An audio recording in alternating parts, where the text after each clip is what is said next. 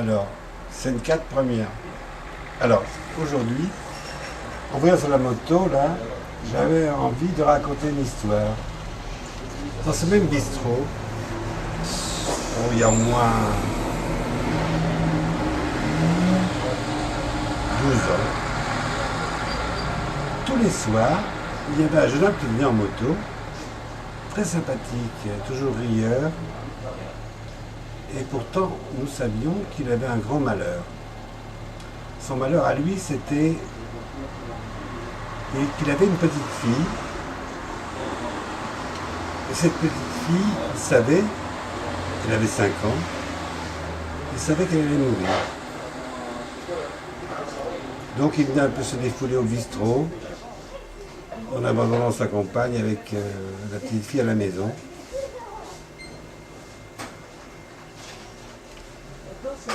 Ça me touchait un peu. Eh oui. C'est pas tous les jours dimanche. Et puis un jour, autre chose qui va avec lui, c'est qu'on est au mois de juin, et je suis en train de me promener avec Pirotte. J'avais rencontré par hasard, on avait pris, comment dire, voilà. C'était bien employé. Bonne soirée. Et nous voilà à 11 h du matin. On repart d'ici. Et il se met à pleuvoir une pluie du mois de juin indonésienne.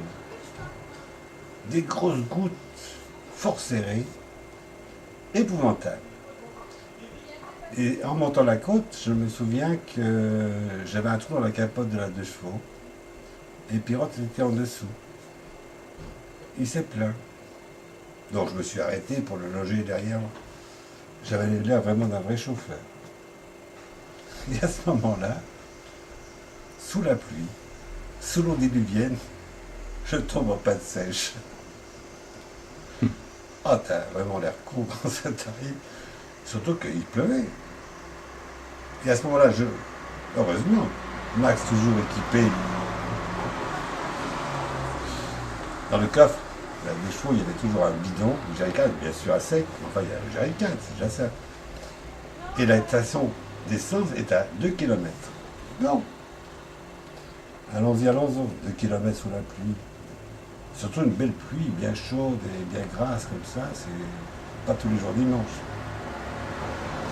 Donc me voilà parti courageusement sur la route. Je ne fais pas 20 mètres qu'une voiture s'arrête. Et le jeune homme que je connaissais, qui venait d'habitude en moto, me dit « Oh Max, où vas-tu » Chercher de l'essence. Et il a la gentillesse de m'amener à la station d'essence et de me ramener pour pouvoir refueler la voiture. Ah, c'était merveilleux. Vraiment, là, je sentais que Dieu me regardait. Et puis, un jour, j'ai appris que ce jeune homme, avec sa belle moto, est enfant malade, à durée de vie limitée, était mort dans un accident de voiture. Non, de moto. Il s'est tué